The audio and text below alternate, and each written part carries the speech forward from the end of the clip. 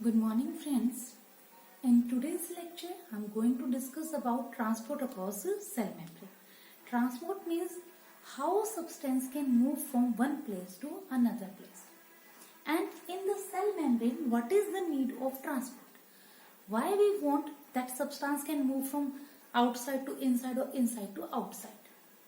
As the cell need energy for various purposes. So it requires glucose, amino acids, various growth regulators. Similarly, when the reaction takes place, waste products are produced. So it is very mandatory to remove those waste products from outside the cell. So that's why transport is very important for the cell survival. Right? Now membrane play very important role in the transport. How? In the membrane, there is phospholipid bilayer, right? And there are various kind of protein molecules are present. So the substances which are very small in size, like oxygen, carbon dioxide, and water molecules, they are small in size. They can easily cross the membrane. Okay, but the substances which are large in size and which are soluble in water, they are not easily cross that barrier, not easily pass that barrier. So in this lecture, I am going to discuss about the various basic processes which are important for transport across the membrane so that cell can survive, right?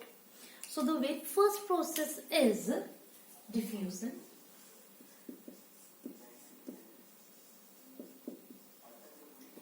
So this diffusion, this is a very basic process. It is a physical process, and in this case, substances are moved from higher concentration to lower concentration. When there is a difference in concentration, suppose this is a container, right? And this is the water molecule or any solvent, and suppose if I put a drop of ink in it, any drop of ink, right, in this place. So now what will happen? Is this drop immediately dispersed in the water or it takes time? It takes time. How? Random movements are there. These molecules of this dye, they can strike with each other as well as with the wall of the container. So there is random movement, not a fixed movement. They can move either in this direction or either in this direction. They collide with one another as well as with the wall of the container. So now here the concentration of this dye is higher, but at present in the starting there is a zero concentration here. But with the time, what will happen? This molecules of dye, they spread it here, and then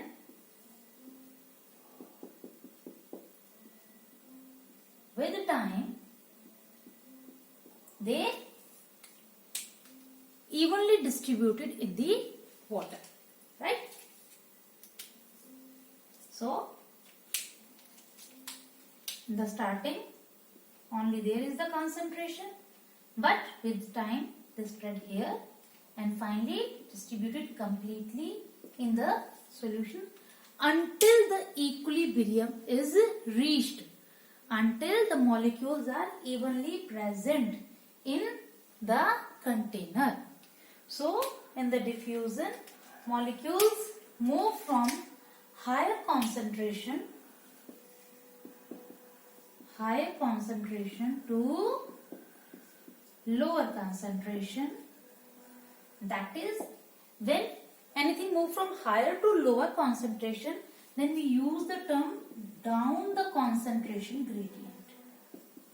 Down the concentration gradient. Right? So, when anything moves from higher to lower, there is no need of energy. They can easily flow from higher to lower place, right? And second point is there is no requirement of energy. For this, no requirement of energy, and they move from higher concentration to lower concentration. And in any medium, solid, liquid and gas, in any medium diffusion is possible, but the rate of diffusion, the rate of movement of molecules is faster in gas phase as compared to liquid and as compared to solid. Now, a very simple example in our daily routine life is many persons are used to take coffee, right? So, when we take 1 teaspoon of coffee and mix in a bowl of or in a cup of milk, what happened? Is it immediately distributed? No, it takes time until or unless it is completely mixed in it.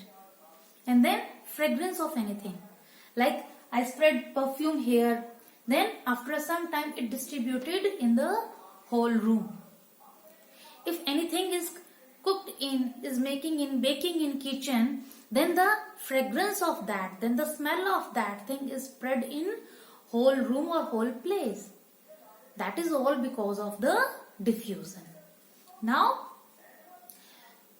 in our biological system of the body, how? Suppose this is the cell, right? Here, because respiration take inside the cell, so when respiration take place inside the cell, glucose is break down with the help of oxygen and carbon dioxide is produced. So now at that time, concentration of CO2 is high inside the cell while it is low outside the cell. So now what happened? Carbon dioxide moved from this to this direction, means from inside to outside environment, and vice versa. Oxygen concentration is higher outside the cell and low inside the cell. So oxygen also move from higher to lower concentration, that is from outside to inside our body. So diffusion is a phenomena which is you can observe in any kind of day-to-day experience, right? And then the second mechanism is osmosis.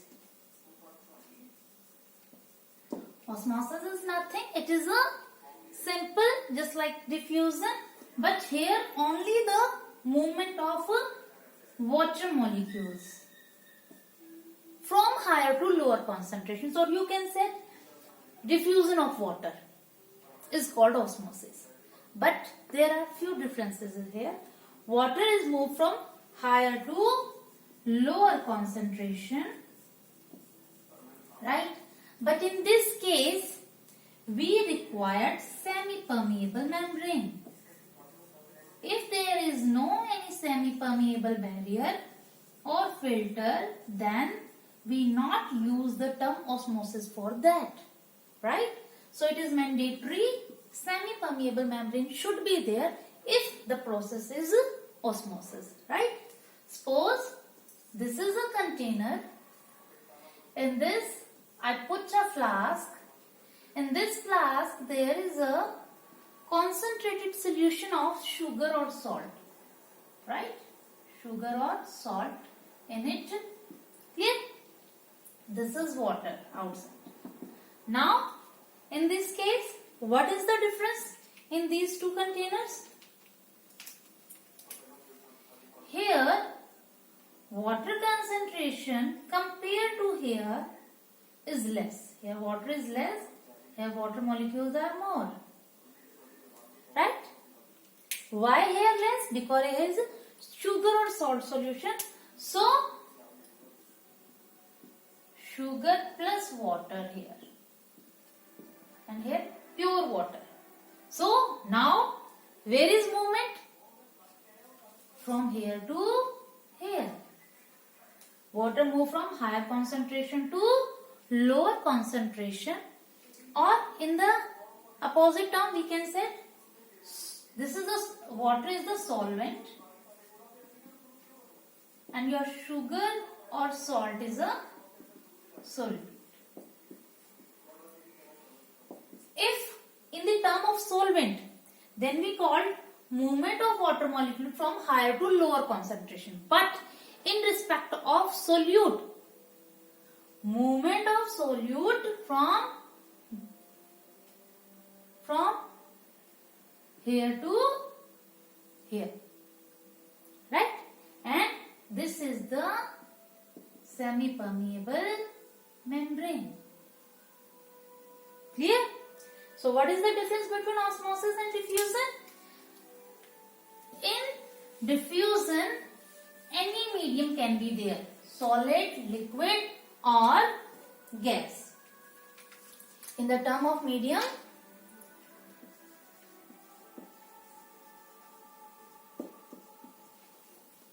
diffusion, in case of diffusion,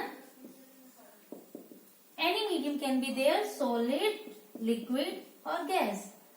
While in case of osmosis, only liquid medium is there.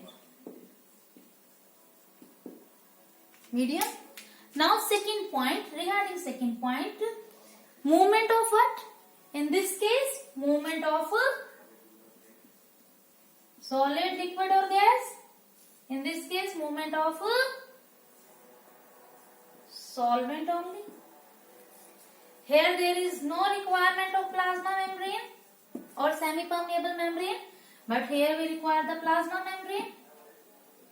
In this case, equilibrium is reached, right? But in this case, no equilibrium is reached of a solvent molecule. Clear? Now, in daily routine, what is the example of osmosis?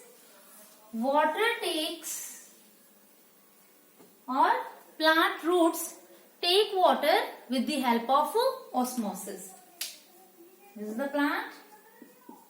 So these are the root hairs, right? And there is the water molecules are present. So these water molecules enter inside the root hair with the process of osmosis. And any unicellular organism, they fulfill their requirement of water also by the process of osmosis. Now, you can perform a very simple experiment in your homes. You can take resins, okay? You can take resins and put these resins, these are the resins or apricots. You put them in 2 containers, right? In first container, there is only water molecules, right? Only water. But in second container, there is a sugar solution. There is a sugar solution. Now what will happen? What will you notice? After few minutes, if you put resins in pure water, then these resins take water and they get swollen in size. They get swollen in size. But if you put in the sugar solution, then what will happen? They shrink in size. So what happened? In this case, water molecule move inside the cell from higher to lower concentration. Here only water molecules are there, here is no water. So they move inside the cell. We use the term and osmosis. When water molecule enter inside the any molecule. But in this case, there is sugar solution. So in this case, water is low here, but water is higher inside the cell. So now water released outside from these regions and they shrink in size, and we use the term exosmosis. What? Exosmosis. Clear? Endosmosis and exosmosis. Now, if we put our red blood cell in 3 different containers. This is the red blood cell, right? Biconcave. And if we put it in 3 different containers, one in which water concentration is higher as compared to inside the cell. In the another case, equal amount of water which is in the cell or outside the cell. Concentration of water in the cell and out the cell is equal. Here water concentration is higher outside the cell as compared to inside the cell. And in third container, this is the sugar solution. So here water concentration is lower outside the cell compared to inside the cell. Now, what will the result? When water concentration is higher outside the cell, then we use the term hypotonic. This solution is called hypotonic because water molecule outside the cell is more as compared to inside the cell. But when the water molecule are less in the medium as compared to the cell, we use the term hypertonic. Hypertonic means less concentration of water, right? And if the amount of water is equal in the cell or outside the cell, then we use the term isotonic, equal amount of water. Now, in all the cases, movement of water take place in both the direction, inside as well as outside. But the difference is, water molecule here move in this direction in more amount as compared to this direction, right? So now what will happen? Net movement, if I will ask where is the net movement? So net movement is in the cell. So now what happened? Cell size is swollen here. Cell will burst because more water is inside the cell. But in this case, net movement is 0 because suppose 10 molecules coming out, then 10 molecules go inside. So net movement is 0. So cell size remain normal here. But in this case, hypertonic, molecules again move in both the direction, but net movement inside the cell is more.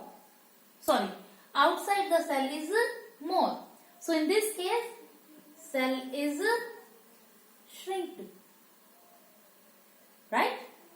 So in hypotonic, cell size increase and cell will burst ultimately. Here cell size remain normal, but in the hypertonic, cell size get shrink because water released outside the cell.